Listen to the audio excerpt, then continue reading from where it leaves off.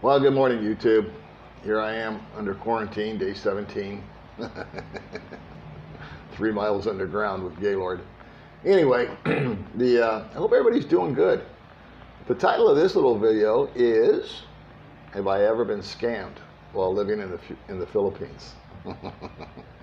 The answer is, of course I have. For those of you that don't want to wait around for the answer. But if you want the details, I'll be happy to go into it for you.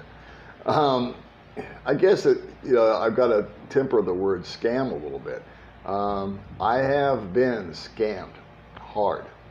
I think it started off, though, where I really got kind of frustrated was when I first got here. I wasn't scammed so much as I was taken advantage of. And that was just by stuff like trike drivers and the guys selling vegetables and fruits and, little independent operators that would see me coming. Look at this guy. He looks really stupid. And I almost appreciate it. I'm a capitalist. I understand, you got to get it while you can. And so I got taken advantage of on those levels, and that doesn't happen anymore. And it's caveat emptor. You need to be educated as a buyer. You need to be educated as a consumer. And just because I wasn't fully educated, well, I hurried up and got educated. So, and it didn't cost me a lot. I didn't get beat out of a ton of money or anything. It was a buck here and a buck there.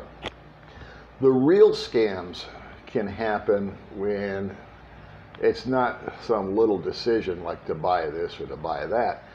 The real scams that I've observed, that I've been involved in personally, and the ones that I've also seen other guys do or get involved in, have involved emotions and affairs of the heart, if you will. So one example that I got early on, I was here about a week in town, and I was just sitting at Bo's Coffee at Robinson's Mall, and I was just having a cup of coffee. I was just kind of trying to figure out how to get my phone flipped on because it wasn't working, and again, I didn't know how to do that. But a guy was sitting across from me at the next table, a foreigner guy, white guy, and he just immediately said, "Hey, where are you from?" And I told him where I was from, and he said, "Come here, I want to talk to you." He was real pushy. So of course, like an idiot, I got over and went and talked to him. And this guy proceeded to tell me this horrific story. It went on for like 45 minutes. I'm not going to bore you with it. I'll just give you the highlights. This knucklehead had come over here with, I don't know how much money, maybe $1 million, something like that he had available to him, U.S. guy. And again, without going through all the details, this guy bought a girl a house, built her a house, moved in with her, fell in love in 3 minutes, decided he was going to improve her life, went out to wherever the hell she came from in the province, spent all this money to buy her a house, and when the last nail went into the last board of the place, she threw his ass out. Okay, lesson learned. The really painful part of talking to this guy is that he did it 2 more times.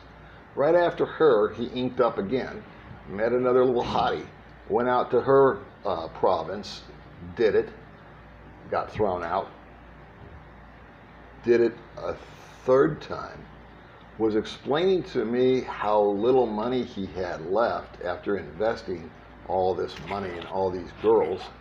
And I kid you not, as I was about to tell him, you get no sympathy from me because you should have learned the first time. I mean, I get it. If I'd have met the girl and I had your money and I really thought it was the real deal, maybe I would have done the same thing. Who knows? I doubt it, but maybe I would have, if I had that kind of dough, maybe I would have gone out there and played the role of big shot too. I don't know. As I was about to spout off on this guy, he got a phone call. I am not kidding you. I don't remember his name. I kind of remember what he looks like. It was almost 3 years ago. And he was getting a call from another girl on some other island. And he says, "Man," he goes, "I gotta go. I gotta go meet this girl." And off he went. And I said to myself, well, there goes number 4. So, scams. He wasn't getting scammed. He was setting himself up for failure. There was no scam there. Okay, there was no deceit. There was none of it. This guy was saying, "I'm an idiot. Take my money." All right, I've met those kind of people before, and you know what? If she didn't take it, I would have, because this is what this guy was setting himself up for, and I don't know. That is just the kind of example of things that I saw when I first got here.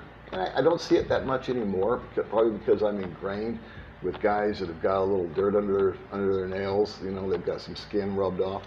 But this guy was just saying, "I'm a pigeon. Please take advantage of me." And not only that, but he was kind of an asshole too. So I didn't feel bad for him at all. But about me getting scammed, I got set up like a big dog. I have explained in previous videos. Oh, and if you're new to the channel, thanks a bunch. I got like 300 subscribers in 2 days. I don't know what happened. I think the quarantine's getting everybody buggy. So anyway, thanks for subscribing. I hope you stick around after the quarantine. Anyway, what happened to me was a little more sophisticated. I was living with a girl when I first got here. After about 3 months, I moved a girl in. I've gone through all this before in previous videos. But her and I lived together for about 9 months. It's almost a year that I've been in town. And 3 months prior, 9 months with her, boom, she's gone. That ended. And now I'm a free agent again.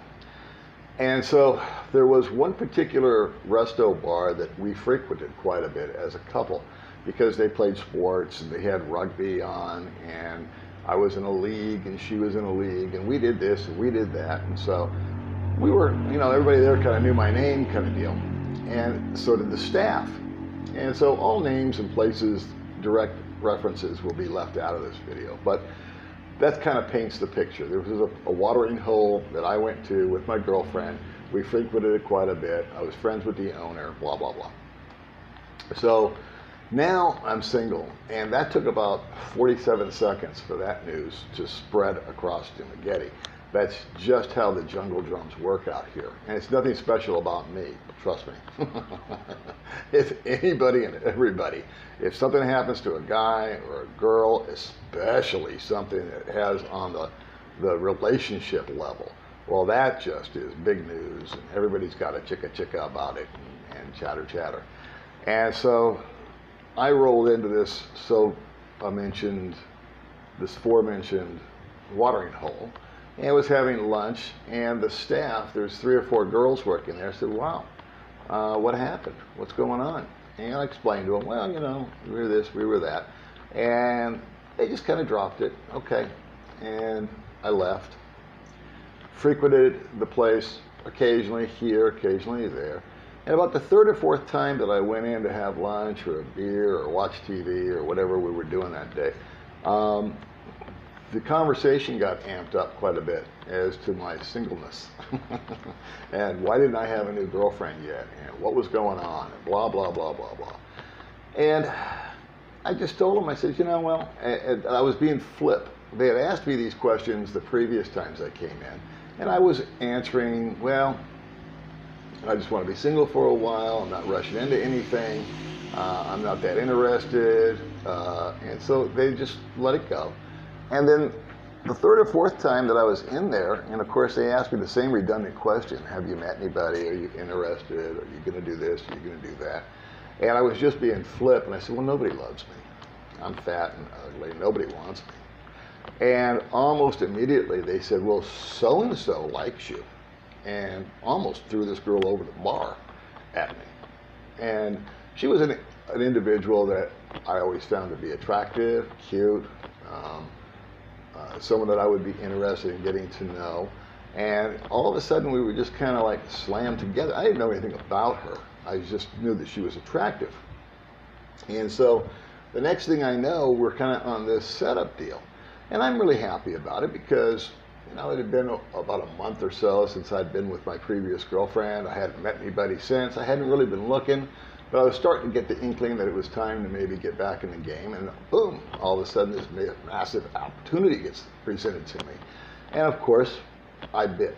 I took the hook, and away I went. So I started seeing this person, this girl, woman, on a romantic level, if you will, and it was kind of a weird dynamic. It was. I felt in my heart of hearts, or in my gut, that something was off. Something was weird. There was like, she would be present with me for a while, but then it was kind of like she had to go. She did this. She did that, and her explanation was valid because I wanted it to be valid. She had 2 kids, and I knew that. In fact, I think I met them at some point. And so whenever she had to leave or go or this or that or the other, it was, well, my kid's this and my kid's that. And now is starting to come the requests for a little bit of money. Nothing major, but we'd be chit-chatting, we'd be at my house, we'd be watching TV, and it was time to her to pack up and go because she had to take her kids, and she'd say, you know what, my kids need whatever at school. And she would always say, can I borrow 1,000 pesos? She, yeah, okay. I mean, I have a deal about money, is I never loan money, I just give it. And I never give more than I can afford to lose. Now, one time I loaned somebody 10,000 pesos, and it was like pulling teeth to get it back. I did get it back, but I really, really learned my lesson on that one. Never, ever loan money to someone that you just know may not pay it back. I'm getting off topic. So I would loan her this money. Actually, I just kiss it goodbye, and away she'd go. And so one day I went back into the set establishment, and she wasn't there. It was her day off, and the owner of the establishment pulled me aside. And I guess normally he wouldn't say anything. He's just kind of a come see, come saw kind of guy. He didn't want to get involved. But him and I had developed a friendly relationship. And, you know, I think it was at that level where we were starting to trust one another and kind of look out for each other and advise one another a little bit. And he didn't normally get that close to most of his customers. But for some reason, him and I hit it off. Anyway, he said, do me a favor, buddy. And I said, what's that? He said, why don't you pull up tomorrow night in front of the store here and just park across the street? Well, I said, why? He says, well, that's when your new girlfriend gets off of work. I said, yeah, I know. I said, I asked her what her schedule is. He says, well, don't make any plans with her. And he goes, no. He says, do you have any plans with her? And I said, no. She's got to do something at home. He says, yeah. He says, just park across the street and hang out and see who picks her up. So I did. And she got picked up by her Filipino boyfriend.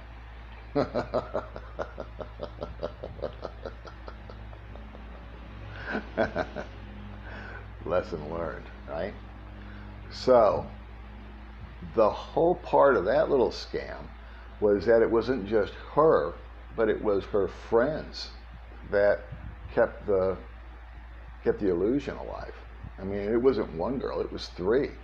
She had 2 girls that worked with her, that were friends, that propped up her story. Now, since then, of course, we ended that relationship. It actually went on and off and on and off and on. I remained friends with all 3 of them. One of them is a really good friend of mine at this point in time, years later. And she has since said, you know what, I am so sorry about that. She said, I didn't know you like I know you now. And you know what, it's water under the bridge. It's all good. The good news is it didn't cost me 3 houses out in the province somewhere. It cost me 1,000 here, 1,000 there, and a couple of nights out. And to me, it wasn't even, I didn't feel like I got ripped off because her and I saw one another. But, you know, you can figure out the dynamics. I honestly believe that I was lucky. It was lucky in that I had a guy here that had my back. I was lucky that I didn't go head into anything. I was actually kind of tempered about all this money stuff and everything from my first girlfriend, who had actually taken advantage of me horribly, which I allowed to have happen. I own that. So that's kind of my scammer story. Now, I did a video a while back with my friend Kimmy. We did a 3-part series about scamming. And I encourage you to look at that if you're not here already. Maybe you're in your home country. Because she talks about scamming long distance and online. That was something that happened to me also. But that was back 3 or 4 years ago, back when I was in the States. And I don't want to drag this out forever. But you can get scammed over here. You can get taken advantage of. I guess the thing that I learned from that was that just to take everything, go one beat slower than normal. There's always a big push out here. There's always a big rush with the females to hurry up the relationship status. In other words, if I have a date with a girl and it goes well, and then we see each other the next day, and we have dinner, or she comes over, or whatever. Well, we're a couple in her mind. That's it. We're in. And if I allow that to continue, I've learned to just temper that down. After her, that girl that scammed me, if you will, and her little troop, I dated other girls, and I marched along, and I slowed it down, and I took my time. And there were 2 or 3 other people that in that time frame that I could tell they weren't really into me, but they were thinking about how they could get this or how they could get that. I had one woman that I was chatting with tell me up front that she required a salary and a this and a that and the other. I guess that's not being scammed. That's just setting out boundaries I wasn't about to get involved in. So I learned that I need to really just have the antenna up and pay attention to my surroundings. And again, I needed to put logic in front of emotions, which is hard to do sometimes when you're in an emotional state. But that's the way it went. That's kind of my big scam story. I'm glad it wasn't any worse than it was. Well, feel free to leave your comments. I know you will. And I think I'm going to do a video later with Baby May, maybe a little 5-minute blurb just to say hi, because she hasn't been on the channel for a while. I hope everybody's doing good on the quarantine deal. We're rocking and rolling here. It was hot as hell yesterday, but today's a lot nicer. All right, guys, take care. I will talk to you all later. Bye.